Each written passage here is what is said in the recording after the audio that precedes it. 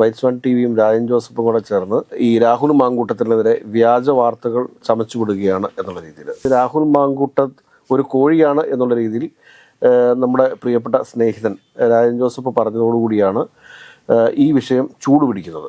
ആ വാർത്ത സത്യമാണ് എന്ന് കൃത്യമായി അറിയാവുന്നത് കൊണ്ട്, കൃത്യമായ രേഖകൾ കയ്യിലുള്ളത് കൊണ്ട് തന്നെയാണ് വൈറ്റ്സ് വൺ ടി വി ഈ വാർത്ത നൽകിയിട്ടുള്ളത്.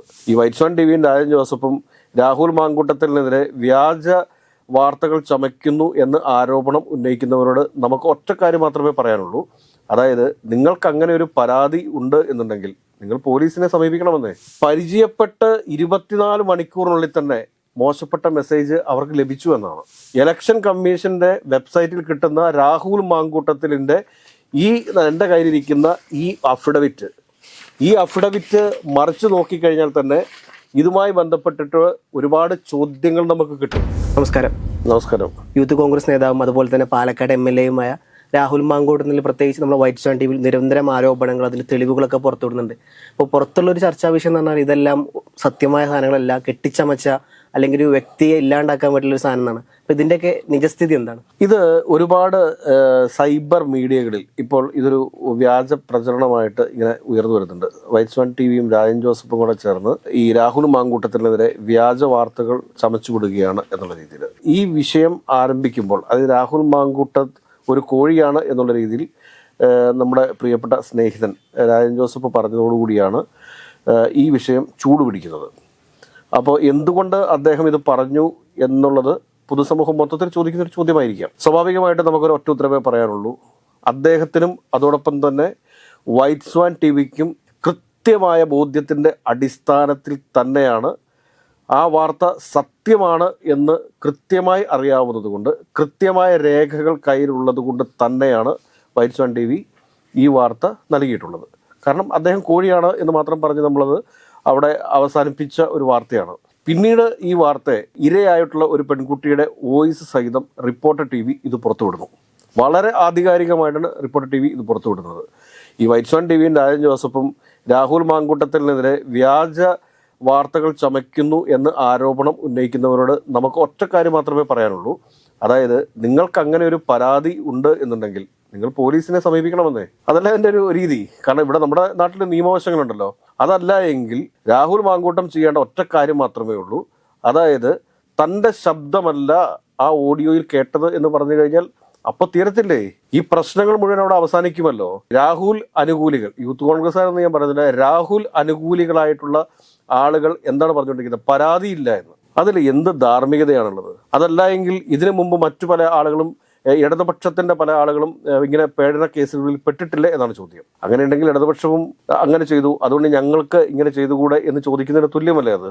അല്ലെങ്കിൽ BJP-ക്കാർ അങ്ങനെ ചെയ്തു, അത് ഞങ്ങൾക്കും ഇങ്ങനെ ചെയ്യുന്നതിൽ എന്താണ് തെറ്റ് എന്ന് ചോദിക്കുന്നത് ശരിയാണോ? തെറ്റെപ്പോഴും തെറ്റ് തന്നെയല്ലേ? ഒരു ജനപ്രതിനിധി, അത് കൂടാണ്ട് ജനാധിപത്യ രീതിയിൽ തെരഞ്ഞെടുപ്പ് നടക്കുന്ന ഒരു യുവജന പ്രസ്ഥാനത്തിന്റെ സംസ്ഥാന അധ്യക്ഷൻ, നമ്മൾ പ്രത്യേകം മനസ്സിലാക്കേണ്ടത് എന്താണെന്ന് ചോദിച്ചാൽ, ജനാധിപത്യ രീതിയിൽ തെരഞ്ഞെടുപ്പ് നടക്കുന്ന ഒരു യുവജന പ്രസ്ഥാനത്തിന്റെ സംസ്ഥാന അധ്യക്ഷൻ കൂടിയാണ് ഇയാൾ. അപ്പൊ അങ്ങനെയുള്ള ഒരാൾ രാത്രിയുടെ യാമങ്ങളിൽ പച്ച ലൈറ്റ് കാണുന്ന എല്ലാ ഇൻബോക്സുകളിലേക്കും വൃത്തികെട്ട മെസ്സേജ് അയച്ച് കളിക്കുകയും അതിൽ ഇരകളാക്കി തീർന്നിട്ടുള്ള ഒന്ന് രണ്ട് പെൺകുട്ടികളുടെ ഗർഭചിത്രം നടത്തിയ ഒരുത്തന് ന്യായീകരിച്ചുകൊണ്ട് രംഗത്ത് വരുന്നവർ മനസ്സിലാക്കേണ്ട കാര്യം, ഇത് പരാതിയുടെ പ്രശ്നമല്ല. പരാതിക്കാർക്ക് ആർക്കും പുറത്തു വരാനുള്ള സാഹചര്യം നിലവിലില്ല. കാരണം അവരുടെ ജീവിതം അതോടുകൂടി അവസാനിച്ചു പോകും എന്നുള്ള ഒരു ഭയമാണ് അവർക്കുള്ളത്. കഴിഞ്ഞ ദിവസം നമ്മൾ ഇന്റർവ്യൂ ചെയ്തിട്ടുള്ള റിനി ആൻ ജോർജ് ഈ വെളിപ്പെടുത്തലുമായി ആദ്യം രംഗത്ത് വന്ന ആളാണ്. ഈ റിനി ആൻ ജോർജ് പറഞ്ഞത് എന്താണ്?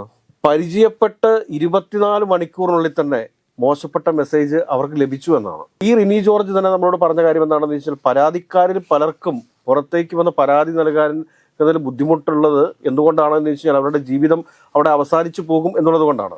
പലരും ചോദിക്കുന്നുണ്ട്, കോടതിയിൽ പോയി നേരിട്ട് മൊഴി നൽകിയാൽ അവരുടെ പ്രൈവസി അവരുടെ സുരക്ഷിതമായിരിക്കുമെന്ന്. അങ്ങനെ ഞാൻ വിശ്വസിക്കുന്നില്ല. ബഹുമാനപ്പെട്ട കോടതിയെ നമ്മളൊരു പരാതിയുമായി നീതിക്ക് വേണ്ടി സമീപിച്ചു കഴിഞ്ഞാൽ ഉറപ്പായും ആ ഒരു പ്രൈവസി അത് പുറത്തേക്ക് പോകും, ആളുടെ ഐഡന്റിറ്റി പുറത്തേക്ക് പോകും. പോലീസ് സ്റ്റേഷനെയാണ് സമീപിക്കുന്നതെങ്കിലും ആ ഒരു ഐഡന്റിറ്റി പുറത്തേക്ക് പോകും. ഇത് അവരുടെ ഭാവിയോടെ ഇല്ലാതാക്കി തീർക്കുന്ന ഒരു അവസ്ഥയാണ്. അതുകൊണ്ട് തന്നെയാണ് പരാതിക്കാരും രംഗത്തേക്ക് വരാത്തത് എന്നുള്ളത് പകൽ പോലെ വ്യക്തമായിട്ടും പിന്നെയും രാഹുൽ മാങ്കൂട്ടത്തെ ന്യായീകരിക്കുന്നു എന്ന് പറഞ്ഞു കഴിഞ്ഞാൽ അതിൽ മറ്റ് ചില കാര്യങ്ങൾ നമ്മൾ കാണേണ്ടി വരും. പിന്നെ ഇന്നലെ നമ്മൾ ചെയ്ത ഒരു വീഡിയോ ഉണ്ട്, രാഹുലിൻ്റെ സാമ്പത്തിക സ്രോതസ് എന്താണ് എന്നുള്ളതിനെക്കുറിച്ച്. നമ്മൾ ആ വാർത്തയ്ക്ക് വേണ്ടിയിട്ട് വേറെ ഒരിടത്തും പോയിട്ടില്ല. ഇലക്ഷൻ കമ്മീഷൻ്റെ വെബ്സൈറ്റിൽ കിട്ടുന്ന രാഹുൽ മാങ്കൂട്ടത്തിലിൻ്റെ എൻ്റെ കയ്യിലിരിക്കുന്ന ഈ അഫിഡവിറ്റ് മറിച്ച് നോക്കിക്കഴിഞ്ഞാൽ തന്നെ ഇതുമായി ബന്ധപ്പെട്ടിട്ട് ഒരുപാട് ചോദ്യങ്ങൾ നമുക്ക് കിട്ടും. അതിലേറ്റവും സുപ്രധാനമായിട്ട് രാഹുൽ മാങ്കൂട്ടം തന്നെ പറഞ്ഞിരിക്കുന്ന ഒരു കാര്യമാണ്, കിഡ്സ് വെയർ ഷോപ്പിൽ പാർട്ണർഷിപ്പ്, ജെൻസ് ബ്യൂട്ടി പാർലർ ഓണറാണ്, അതോടൊപ്പം തന്നെ മിൽമ ലൈസൻസ്ഡ് ഏജൻസിയാണ്, മെഡിക്കൽ ഷോപ്പുണ്ട്, അതിൽ പാർട്ണർഷിപ്പ് ഉണ്ട് എന്ന്. ഇത് നമ്മൾ ബന്ധിപ്പിച്ച് വായിക്കുന്ന സമയത്ത് ഇത്രയും 4 ബിസിനസ്സുകൾ നടത്തുന്ന ഒരു വ്യക്തി ഇതിനകത്ത് കൃത്യമായിട്ട് ഒരു കാര്യം ചോദിക്കുന്നുണ്ട്. ഒടുവിൽ ആദായ നികുതി റിട്ടേൺ ഏത് സാമ്പത്തിക വർഷത്തേക്കാണോ സമർപ്പിച്ചത്, പ്രസ്തുത സാമ്പത്തിക വർഷം സമർപ്പിച്ചിട്ടില്ല. 4 കച്ചവടങ്ങൾ നടത്തുന്ന 4 കച്ചവട സ്ഥാപനങ്ങളിൽ നേരിട്ടോ അല്ലാതെയോ പങ്കാളിയായിട്ടുള്ള Rahul Mankoottam IT return file ചെയ്തിട്ടില്ല എന്ന് പറയുമ്പോൾ സ്വാഭാവികമായിട്ടും ഉയർന്നു വരുന്ന ഒരു ചോദ്യമാണല്ലോ, എവിടെ നിന്നാണ് ഈ 4 കച്ചവടങ്ങൾ ആരംഭിക്കാനുള്ള പണം രാഹുൽ മാങ്കൂട്ടത്തിന് ലഭിച്ചത്? അതിൻ്റെ സോഴ്സ് എന്താണ്? ഇതല്ലേ നമ്മൾ ചോദിച്ചിട്ടുള്ളത്. അപ്പോൾ ഈ സോഴ്സ് ചോദിക്കുന്ന സമയത്ത് നിങ്ങൾക്ക് ഈ അഫിഡവിറ്റ് എവിടെ നിന്ന് കിട്ടി എന്ന ചോദ്യത്തിന് എന്തെങ്കിലും പ്രസക്തിയുണ്ടോ? ഈ അഫിഡവിറ്റ് കിട്ടാനായിട്ട് ഗൂഗിളിൽ കയറി ഇലക്ഷൻ കമ്മീഷൻ്റെ വെബ്സൈറ്റ് തപ്പിക്കഴിഞ്ഞാൽ അത് കിട്ടും. പിന്നെ ഇതുമായി ബന്ധപ്പെട്ടുള്ള അപ്പൻഡിക്സ് ആയിട്ടുള്ള ചില കാര്യങ്ങളുണ്ട്. അത് എന്ത് എന്ന് ചോദിച്ചു കഴിഞ്ഞാൽ രാഹുൽ മാങ്കൂട്ടം ഏത് ബാങ്കിൽ നിന്നാണ് ലോൺ എടുത്തിട്ടുള്ളത്, അതല്ല എങ്കിൽ രാഹുൽ മാങ്കൂട്ടത്തിൻ്റെ ആശ്രിതർ എവിടെ നിന്നാണ് ലോൺ എടുത്തിട്ടുള്ളത്, അത് സംബന്ധിച്ച രേഖകൾ അല്ലെങ്കിൽ അവരുടെ വസ്തുവകൾ സംബന്ധിച്ച രേഖകൾ, ഇതൊക്കെയാണ് നമുക്ക് ലഭ്യമാകാതിരിക്കുന്നത്. അത് നമുക്ക് റൈറ്റ് ടു ഇൻഫർമേഷൻ പ്രകാരം അപേക്ഷിച്ചാൽ മാത്രമേ നമുക്ക് കിട്ടത്തുള്ളൂ. അപ്പോൾ ഒരു കാര്യം മനസ്സിലാക്കേണ്ടത് എന്താണെന്ന് ചോദിച്ചു കഴിഞ്ഞാൽ, ഇന്ത്യൻ നീതിന്യായ വ്യവസ്ഥയെ തന്നെ ലംഘിച്ചിരിക്കുകയാണ്. ഇന്ത്യയുടെ ടാക്സ് സിസ്റ്റത്തിന് അനുസരിച്ചിട്ടല്ല രാഹുൽ മാങ്കൂട്ടത്തിൻ്റെ സ്ഥാപനങ്ങൾ പ്രവർത്തിക്കുന്നത്. അപ്പോൾ പറയാം നിശ്ചിത ഒരു സ്ലാബ് കഴിഞ്ഞാൽ മാത്രം GST എടുത്താൽ മതി, അല്ലെങ്കിൽ ടാക്സ് അടച്ചാൽ മതി എന്ന് പറയാം. ഇദ്ദേഹത്തിൻ്റെ ഷോപ്പുകളാണെങ്കിലും മെഡിക്കൽ ഷോപ്പുകളാണെങ്കിലും കണ്ടു കഴിഞ്ഞാൽ നമുക്ക് തിരിച്ചറിയാൻ സാധിക്കുന്നത് എന്താണ്, അത് കൃത്യമായിട്ട് ഒരു ഇൻവെസ്റ്റ്മെൻറ്റിൻ്റെ ഭാഗമായിട്ട് തന്നെ ഉണ്ടായി വന്നിട്ടുള്ളതാണ്. അപ്പോൾ ആ ഇൻവെസ്റ്റ്മെൻറ്റ് എവിടെ നിന്ന് കിട്ടി? ഈ സ്ഥാപനങ്ങളിൽ നിന്നൊക്കെ വരുമാനം ലഭിച്ചിട്ടും എന്തുകൊണ്ട് രാഹുൽ മാങ്കൂട്ടം ടാക്സ് അടച്ചില്ല എന്നൊരു ചോദ്യമുണ്ട്.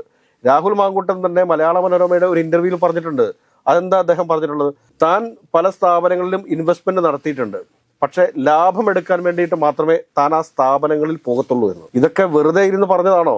നടക്കുന്ന സംഭവങ്ങൾ, ഇതിന് ഭാവിയിൽ ഉണ്ടാക്കാൻ പോകുന്ന ഭവിഷ്യത്തുകൾ, ഇതൊന്നും ആലോചിച്ചിട്ട് പറഞ്ഞതല്ലോ, വെറുതെ ഇരുന്ന് പറഞ്ഞു പോയ കാര്യമാണ്.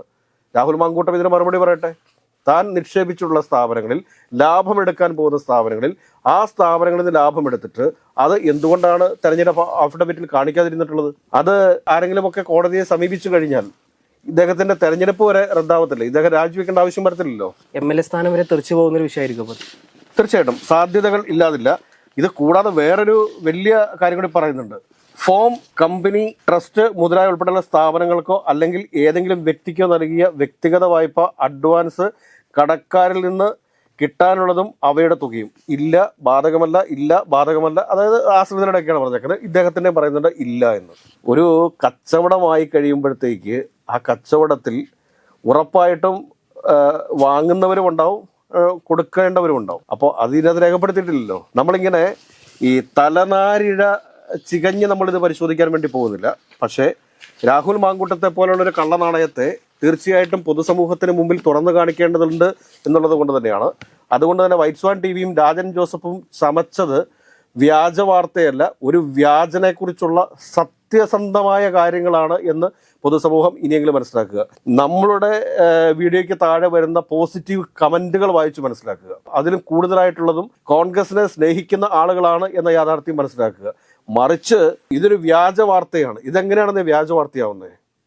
ഒരു പെൺകുട്ടിയുടെ വോയിസ് വന്നിട്ടുണ്ടെങ്കിലും ആ ഒരു പെൺകുട്ടിയുടെ വോയിസ് ദൃശ്യമാധ്യമം, ഒരു പ്രമുഖ ദൃശ്യമാധ്യമം, റിപ്പോർട്ടർ TV എന്ന് തന്നെ പറയാം, ആ റിപ്പോർട്ടർ TV ആദ്യമായി പുറത്തുവിട്ട സമയത്ത് ഇതെൻ്റെ വോയിസ് അല്ല, ഇതിനെതിരെ ഞാൻ ശക്തമായ നിയമ നടപടി സ്വീകരിക്കും എന്ന് പറയാനുള്ള ഒരു ആർജവം രാഹുൽ മാങ്കൂട്ടത്തിൽ ഉണ്ടായിരുന്നു എങ്കിൽ ഇങ്ങനെയൊന്നും ആവുമായിരുന്നില്ലല്ലോ. ഒരാൾ പോലും വാ തുറക്കത്തില്ലായിരുന്നല്ലോ.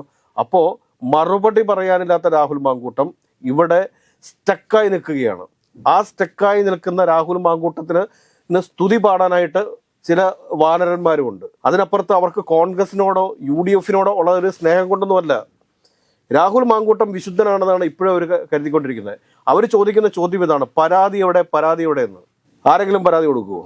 ഏതെങ്കിലും തരത്തിൽ പരാതി കൊടുക്കാൻ സാധിക്കുമോ? ഒരു തരത്തിലും പരാതി കൊടുക്കുന്നില്ല. പരാതി കൊടുക്കുന്നവന്റെ ജീവിതം അവിടെ അവസാനിക്കുന്ന അവസ്ഥയാണ്. ആ ഒരു ധാർമ്മിക വശം കാണാതെ രാഹുൽ മാങ്കൂട്ടത്തിനെതിരെ പരാതിയില്ല. ഇത് ചമച്ചുകൊണ്ടിരിക്കുന്നതെല്ലാം മാധ്യമ സൃഷ്ടിയാണ്. പുറത്തു വന്നുകൊണ്ടിരിക്കുന്ന വാർത്തകളെല്ലാം മാധ്യമ സൃഷ്ടിയാണ്. വൈറ്റ് സ്വാൻ ടിവിയും രാജൻ ജോസഫും കൂടെ ചേർന്ന് മാങ്കൂട്ടത്തിനെതിരെ വ്യാജ വാർത്ത ചമയ്ക്കുകയാണ് എന്നൊക്കെ പറഞ്ഞു കഴിഞ്ഞാൽ അതിനെ ശക്തമായിട്ട് തന്നെ നോ എന്ന് നമ്മൾ പറയേണ്ടി വരും. നമ്മൾ പറയുന്നത് കൃത്യമായ ബോധ്യമുള്ളതും ആധികാരികമായിട്ട് ആ വിഷയത്തെക്കുറിച്ച് കൃത്യമായ ധാരണ കിട്ടിയതിനെയും അടിസ്ഥാനത്തിലാണ് രാഹുൽ മാങ്കൂട്ടത്തിനെതിരെ വാർത്ത ചെയ്യാൻ ആരംഭിച്ചത്.